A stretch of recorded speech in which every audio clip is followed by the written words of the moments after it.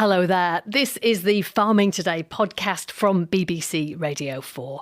I'm Kaz Graham, and in this edition, the motorway service station growing its own salad. And enjoy your British-grown brassicas while you can. Farmers say that yields have halved because of, you guessed, the prolonged heat and lack of rain. This was 4,500 cauliflower here, which have just basically cooked. They didn't form properly because of the lack of water and it was just too hot. First, though, this summer marks the end of an era for the Thompson family and their berry farm at Blairgowrie in Perthshire, one of Scotland's most important soft fruit growing areas. The Thompsons have decided to end commercial production because they say the business is no longer economically viable. For their very last cherry harvest, they invited the public to come along and pick their own, with the proceeds going to charities. Kathleen Carragher joined some eager cherry pickers and the farm's owner, Peter Thompson, on what was a bittersweet occasion. So one of these, so it's 1 kilo per person. Okay. That's perfect. And you can donate by cash or by QR code. Peter, you're having a busy morning here. Lots of people registering and picking cherries. We went slightly viral on social media. We did get 400,000 hits apparently on TikTok. We've got sort of 100 cars at a time and they're all turning over. So yes, they're certainly going to be in the high hundreds here today.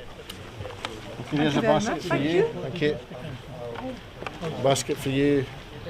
If you could sign in here, please. Why have you decided to end commercial production? Cherries are very difficult because you need a lot of people in March to prune them and put tunnels over them, and then not very many people until the end of July when you want to pick them.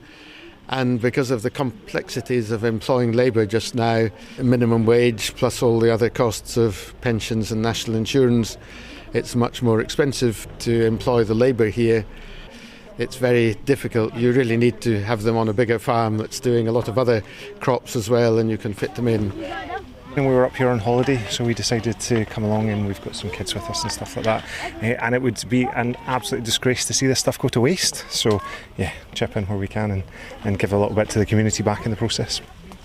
Our biggest crop was blueberries, and the blueberry price was cut more than in half by imports from Peru and the southern hemisphere when they developed new blueberries that didn't need a frost. This one's a bit odd that you need a frost for blueberries and other berries. Yes, most soft fruits need a chill over the winter, but the geneticists on a lot of the crops have bred this requirement out of them. We thought blueberries were safe from this, but they did the same to blueberries. The farm's been in your family for what, really 100 years? What made this such a good area for fruit growing? Well, at that time they were all grown in the soil and they were grown in the open, so you needed the right combination of enough rain for them to grow, fairly light soils so they didn't get waterlogged, but dry enough so that you could pick them. And so that was all. Blairgowrie happened to be the sweet spot. Of course now they tend to be grown in polytunnels, so you can have as much rain as you want, and they're usually grown in coir out of the soil, so it doesn't matter for the soil. So they're grown all over the country now. Presumably some of the pressures on your business, labour and foreign competition, that's affecting other farms around here as well. It is, and quite a few have gone out of business. You will find that it's the very large ones which are, they've grown beyond family farms. They're really all agri-businesses, and they're the ones that are succeeding. Oh, maybe need to put that one back. I'll need to grow a bit more. So yeah, there's something broken there if a place like this growing, I mean, look at them, they're amazing, they're beautiful. If they can't make a profit out of their crop, it's heartbreaking really. And it's not isolated, it's happening all over Scotland as well, that local people can't, businesses that have been thriving for generations are now finding that they can't afford to keep their businesses growing. Growing soft fruits obviously in your blood, Peter. Do you think you might be tempted in a couple of years to take it up again? No, once you've stopped, the expense of getting going again is far too high for us to ever think of doing it again. Peter Thompson on the end of an era on his Blairgowrie farm. Well, from growing fruit to growing salad, and we've been talking about salad all this week. A motorway service station isn't somewhere you would necessarily associate with salad production, but then Tebay Services on the M6 in Cumbria has always prided itself on doing things a little differently. Tebay was set up by the Dunning family in the 1960s when the motorway was being built through the middle of their farm. Over the last 3 years, they've been working with the horticulture and mental health charity Growing Well, and they've established a kitchen garden to keep their cafe and their farm shop stocked with the freshest possible salad and veg. Robin Markwell went along to take a look. We've basically taken over part of the caravan park here and created a little kind of kitchen garden in this sunken kind of nestled wood here. So we've got a number of raised beds and 5 large polytunnels that we grow fruit and veg for the services and the rest of Westmoreland. Paul Kembry from the charity Growing Well is showing me around a kitchen garden like no other. A kitchen garden almost on a motorway, though you wouldn't know it. Even though the M6 is literally, it's 200 metres away over there, you'd never know. You can't even hear it really, can you hear it? We got a bit of a digger in the background, but other than that, so we just felt there's something about the space that just really grabbed us. For the last 3 years, the charity Growing Well has been cultivating fresh food to supply the kitchens and farm shop of Tebay Services. In high summer, they can produce up to 50 kilos of salad a week here, and all grown with the support of around 100 people experiencing mental health difficulties. So we've got parsley that we're cutting and sending to the services. We've got courgettes about ready to go out. We've got coriander. We've got cucumbers. We've got 6-7 different varieties of tomatoes that we sell in lovely mixed punnets. Colorful things that you've never heard of, like Sakura tomatoes and Galena and all these wonderful varieties. We do a bit of potted stuff that we sell at the farm shop as well. We got some little potted flower section, dahlia cuttings. Yeah, it's all on offer. Lemon verbena, stole that one from some of the chefs. This is what's cool about working with services. Again, working with chefs is, they have all these relatively strange and weird ideas. Some of them are great, and some of them we try and we think that didn't work, but that's okay. We tried it, and that was the point. That one, the services is trying to move away from ultra-processed foods, and so they're trying to do their own drinks, for example, their own teas, their own kind of cordial things. So lemon verbena is hopefully going to be something that they're going to take and make whatever wonderful concoctions they can out of that. I mean, we're looking at rows and rows of beetroot and some large cabbages coming too. It's fresh, it's green, it's vibrant. You just kind of want to eat it now, don't you? Exactly. Eat it now, and it will be. Once this is harvested, it'll be harvested the day before, the morning of. Walked up 300 meters up to the back of the services to the catering teams and say, right, here you go, guys, or the farm shop teams, and straight on the shelves it goes. So you can't beat that. This isn't how service stations are done in this country, though, are they, Paul? I guess not how you would typically think about it, no. But I think, the idea of kind of place and local provenance and caring about quality, and for us that always obviously extends beyond the produce to people, working in mental health, that just seems to be a real winner.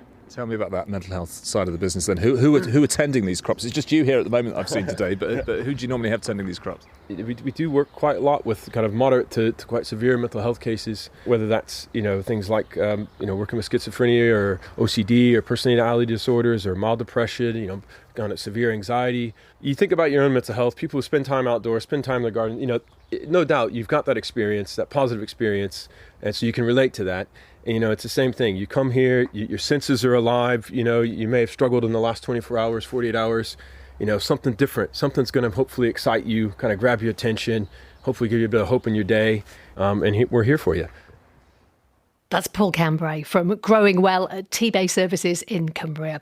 And fingers crossed that their veg and salads are all doing well despite the very hot temperatures, even in, yes, Cumbria. The continued drought conditions and the extreme heat has left British Brassica growers in crisis, with some yields of broccoli, cauliflowers and cabbage halved and crops left stunted and dying in the ground.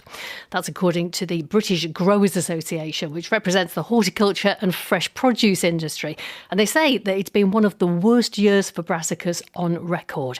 Well, we'll be hearing from them in just a moment. But first, here's Wiltshire farmer Phil Collins showing BBC West's Dave Harvey a field of failed crops. This was 4,500 cauliflower here, which have just basically cooked. They didn't form properly because of lack of water and it was just too hot. So I mean, it looks to my eyes, I can see it's brown, but I mean, what's that look like to you as a seasoned grower? Loss. It's about the only thing I can say. I've been growing 60 years and my father grew before, but I could never see it being as bad as this. So I mean, you've been doing it for a while. Can you afford to just take a bad year? How bad is it this year financially? Well, it's the first year I've had an overdraft in 30 years. So it'll take a while to get over it. That's Phil Collins in Wiltshire, and it seems that he's far from the only Brassica farmer struggling this summer. John Walgate is CEO of the British Growers Association. This is probably the worst summer ever, and that's particular for Brassica growers because a lot of Brassicas are not irrigated. So they're seeing this continued hot, dry weather without any rainfall, and they're not getting any water. And what's it doing to crops? I mean, it's stopping them from growing. They're becoming dormant in the ground. What people don't probably realise about crops like Brassicas is that it's not, you don't just grow it and harvest it all at one point. They're planting it so that it will mature and be ready for picking weekly throughout the season. So if you've got stop-start temperature, plants will start to grow and then they'll stop. But ultimately, if there's no moisture, then they're not going to grow at all. We definitely are going to see smaller sizes, different shapes, discoloration. Consumers are going to have to get used to that. How much is all of this costing farmers? It is really hurting. Margins are very thin in fresh produce anyway. We've already seen growers get hit by increase from the conflict in the Middle East with fuel and fertilizer costs. So yeah, this is really bad. If you've got a yield loss of up to 50%, well, that's that on your cost base. You just mentioned that some of the cauliflowers, say, for example, they're discoloured. I know you've had conversations with retailers. I mean, will they take discoloured veg? Yeah, I think, retailers are supportive, and if we don't widen the specifications for fresh produce at the moment, we are going to see gaps on shelf. So, we don't really have any choice. And what happens if somebody has got a contract with, say, a supermarket or somebody who supplies, say, wholesale, and they just can't fulfil it? What happens then? Do they just not get paid? Well, that's correct, yes. And we are starting to see, and we will see, if you're not going to have gaps on shelf, then you're going to see imported product. And that is now happening. And will the price go up for the consumer? Potentially, yes. I guess it depends on the attitude of the retailer, and it depends on how much product can be sourced from abroad. We know that the drought is not just affecting the UK, it's right across Europe. So there will be shortages elsewhere as well. What needs to happen to make Brassica production more resilient? Well, we need to manage our water better. It's something that we've been saying for a long time at British Growers Association. It's not that we're short of water in the UK. We're just not very good at capturing it and using it. Definitely in Lincolnshire last year, we had average rainfall over the year, but most of it was at the start of the year and the end of the year, and nothing in the summer. Talking to one of our Brassica growers in Cornwall, it's only a few months ago, we were talking about 55 days of consecutive rain. So we're not without that water. We just need to do a better job of collecting it in on-farm reservoirs and using it when we need it. And it just seems so difficult to get it all joined up together. How frustrating is that for farmers? It's incredibly frustrating. You will know growers do what they do. They're very passionate about what they do. Nobody puts a crop in the ground not wanting it to grow. So, yeah, it's heartbreaking seeing crops not fulfill their potential. The words that I would use that I keep hearing from growers, words like crisis, words like desperate. It's not being overplayed. This is as bad as it can get. John Walgate from the British Growers Association. And that is all of your farming for today. I'm Kaz Graham. The producer is Sally Challoner, and the programme is a BBC Audio Bristol production.